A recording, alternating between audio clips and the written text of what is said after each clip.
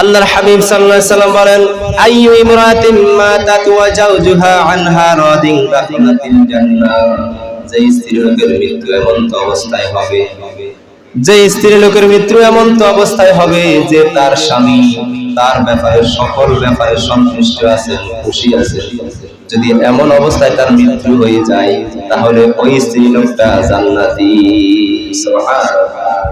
তাহলে দলিল আছে না, স্বামীর সন্তুষ্টির মধ্যে স্ত্রীর বেহেশত, স্ত্রীর জান্নাত, কিন্তু স্বামীর পায়ের তলে নয়।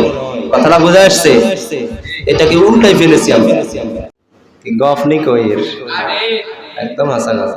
কিছু অনিয়ম, যে অনিয়মগুলো বেশি হয় সমাজে, আমি চেষ্টা করি অনিয়ম সম্পর্কে একটু আলোচনা করা। আপনারা আমার বিরোধিতা করলেও আমার দরকার, কারণ এই কথাগুলো বলা দরকার। কি গফনি কইর একদম হাসান। আমি দেখতেছি সমাজের ভিতরে এমন কিছু ফ্যামিলি আছে যারা, এমন কিছু স্ত্রীরা আছে যারা নিজের স্বামীকে ছাইরানার দামও দেন, কিন্তু আরেকজনের স্বামীর লগে মানে অন্য পরপুরুষের সাথে কত সুন্দর মিষ্টি মিষ্টি কথা, আরে ভাই আসেন বসেন, আসসালামু আলাইকুম, কি সুন্দর সালাম কি দেয়।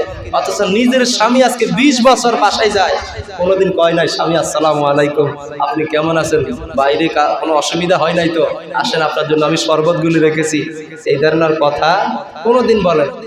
গফনি কইর একদম হাসান। কিন্তু আরেকজনের বেড়া জনাই ওই স্ত্রী কি করে, আসসালামু আলাইকুম, আরে ভাইজান আপনি থেকে আসছেন, আসেন বসেন, পানি খান, বিছানা কারেং নাই, বিছানা কেনানি বালাইতে আছে, বেড়া কার আরেকজনের। কি গফনি কইর একদম হাসান। নাউজুবিল্লাহ বল। এই যে একটা অনিয়ম শুরু হয়েছে, অথচ আল্লাহ রাসূল বলেছেন এর বিপরীতটা করার কথা ছিল। কি গফনি কইর একদম হাসান।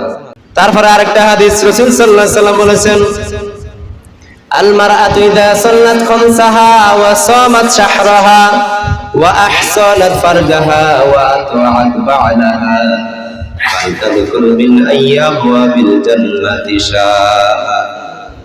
রাসূল সাল্লাল্লাহু আলাইহি সাল্লাম বলেছেন, যে স্ত্রী লোক 60টা কাজ করবে, কয়টা?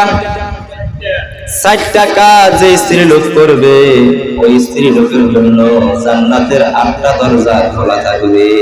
সুবহানাল্লাহ। কাজ কয়টা? 60টা। আল মারআতু ইযা সাল্লাত খামসাহা, ওই ব্যক্তি সর্বপ্রথম, সে ব্যক্তি যদি, যে স্ত্রী লোক ঈমান আনবে, ঈমান আনার পরে সে 5 ওয়াক্ত নামাজ পড়তে হবে। যদি সে 5 ওয়াক্ত নামাজ আদায় করে, তারপরে তার কাজ যেটা, সেটা হচ্ছে ওয়া সামাত শাহরাহা, সে রমজান মাস আসলেই প্রতি বছর রমজান মাসে রোজা রাখবে। ওয়া আহসানাত ফারজাহা, এবং তার লজ্জাস্থানের হেফাজত করবে।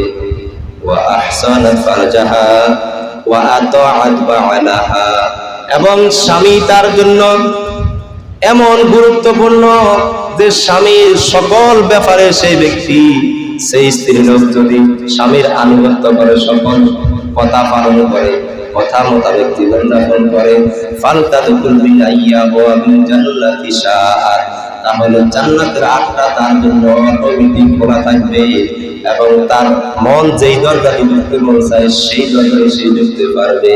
সুবহানাল্লাহ। কত গুরুত্বপূর্ণ হাদিস। কি কঠিন কোন কাজ দিছে? 60টা কাজের ভিতর কোন কঠিন আছে? কঠিন না। 5 ওয়াক্ত নামাজ পড়বে, বছরে 1 মাস রোজা রাখবে আল্লাহর হুকুম মোতাবেক, আর নিজে পর্দায় থাকবে। লজ্জাস্থানের হেফাজত করা মানে পর্দায় থাকা। আর কি করবে? পর্দা সে থেকে তার স্বামীর আনুগত্য করবে। চিন্তা করেন কত সুন্দর সাদাসিধা জীবন, ঠিক কিনা?